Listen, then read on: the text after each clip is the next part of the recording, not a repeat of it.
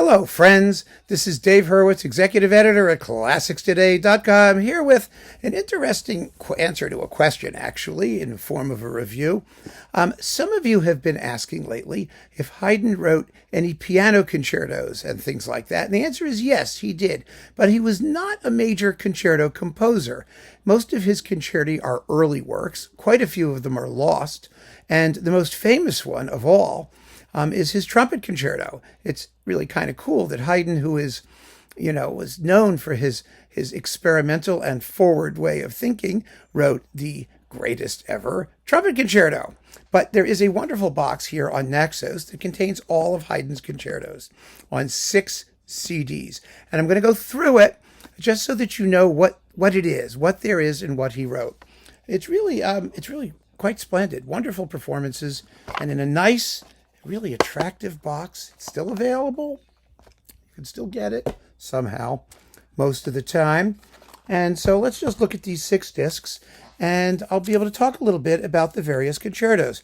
Now, early in his career with the Esterházy Orchestra, where he spent most of his life, he wrote a batch of violin concertos for the concertmaster Luigi Tomasini, and those are here on this excellent disc featuring Augustin Hadlich, violin with the Cologne Chamber Orchestra under Helmut Müller-Brühl. Now, there are 2 major violin concertos, and then there's one that was sort of like, they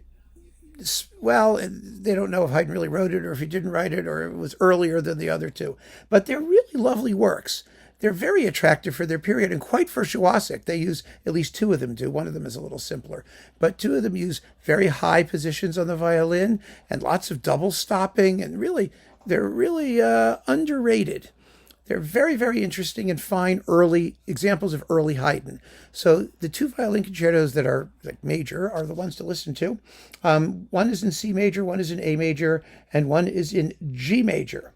And I think you will enjoy them tremendously. So there are those. And these are all available, by the way, on separate discs, too. If you want to look for them on Naxos, they're worth having.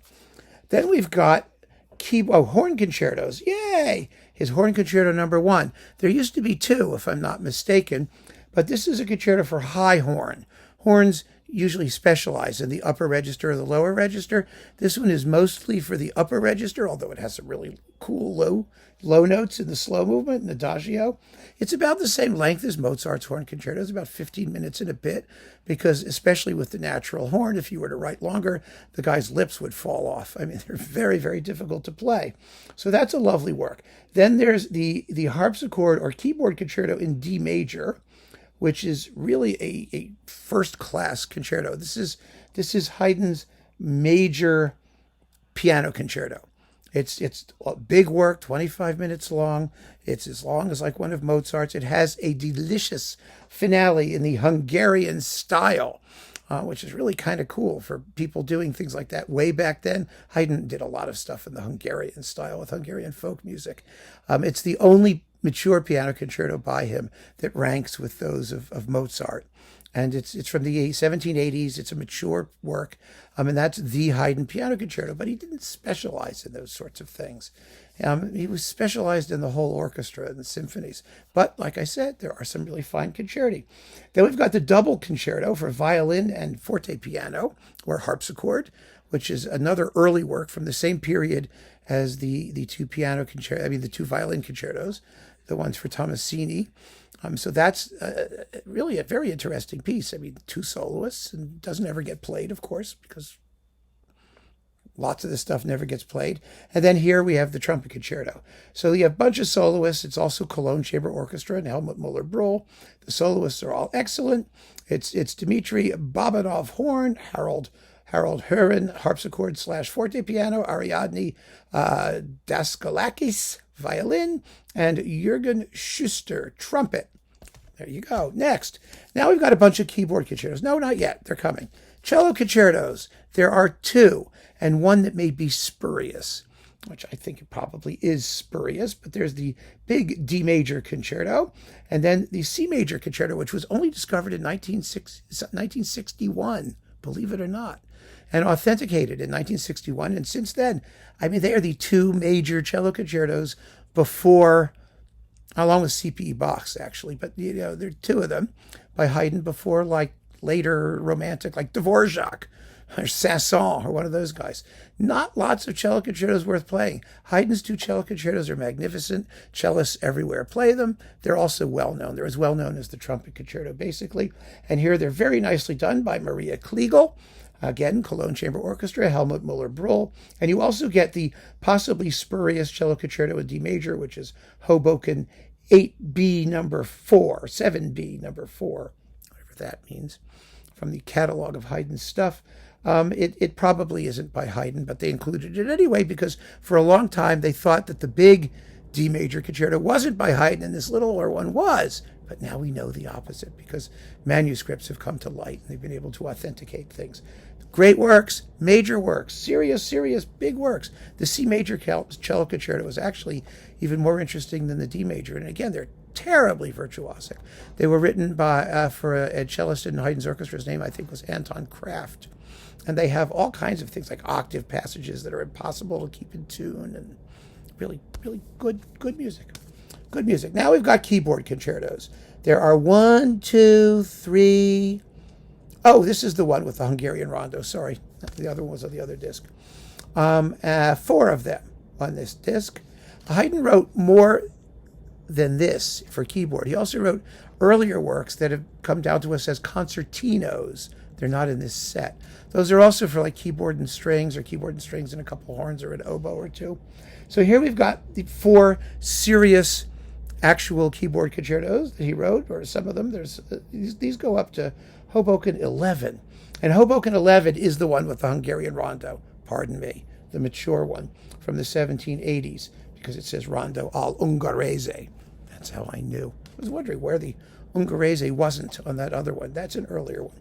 But they're charming pieces, the earlier ones. They're fun to listen to. They're not great Haydn. They really aren't, but there's no real bad Haydn. So you can enjoy them. And that D major one with the Hungarian rondo is really smashing. Oh,